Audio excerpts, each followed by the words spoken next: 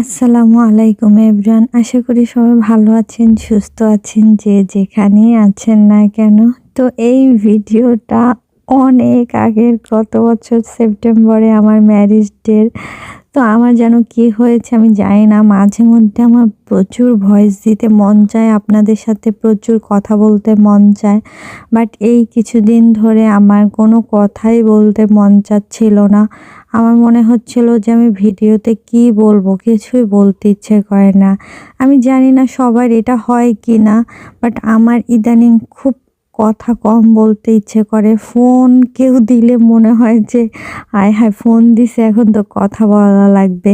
সারাদিন বাসায় একা একা থাকতে থাকতে নাকি আমি জানি না খুব পরিমাণে আমি কথা বলা কমিয়ে দিচ্ছি।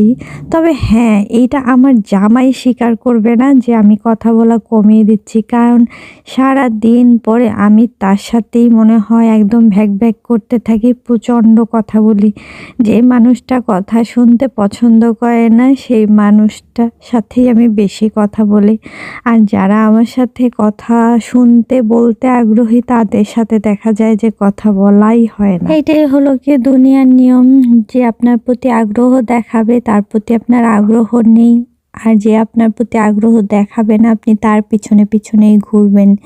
যেটা একসময় আমি বিয়ের আগে করেছিলাম সেটা এখন আমার সাথে আমার হাজব্যান্ড করতেছে। তো অনেকগুলোই ভিডিও দেখতেছেন, দৃশ্য দেখতেছেন যেখানে আমি আমার জামাইয়ের সাথে মানে ক্যামেরার পিছনে এরকম করা ছবি তোলো, ওরকম করা ছবি তোলো, এইটা করো ওইটা করো বলে দিচ্ছিলাম, বাট তার লজ্জা লাগতেছিল। বেটা এত বছর হয়ে গেছে তারপরও কেন যে আমার সাথে পিকচার তুলতে ইজি ইজি ফিল করে না আমি জানি না। তারপর কি আমি তো একটা ক্যামেরাম্যান নিয়ে গেছিলাম স্পেশাল হায়ার করে, তো ক্যামেরাম্যান দিয়ে অনেক ছবি তুলেছি, অনেক ভিডিও করেছি, সেটা নিশ্চয়ই দেখেছেন, কারণ আমি ছোট ছোট রিলস অনেক বেশি ছেড়েছি, বড় ব্লগ ছাড়া হয় নাই। তো অনেক হাঁটাহাঁটি, অনেক ছবি ভিডিওর পরে অনেকক্ষণ পরে একটু বসছি, বসে অর্ডার টর্ডার দিয়ে তারপরে আবার মানে শেষই হয় না, মানে কতক্ষণ এইখানে কতক্ষণ ওইখানে, অনেক জায়গা। তো এইটা হলো গিয়া স্টার কাবাবের উপরে স্কাই লাউঞ্জ, এটা তখন নিউ ওপেন হয়েছিল, এখন তো পুরন হয়ে গেছে। তো এখানে গিয়েছিলাম, অনেক সুন্দর জায়গাটা, আমার কাছে খুবই ভালো লাগছে। এটা নিয়ে একটা কাহিনী আছে, আপনারা বিশ্বাস করবেন কিনা জানি না।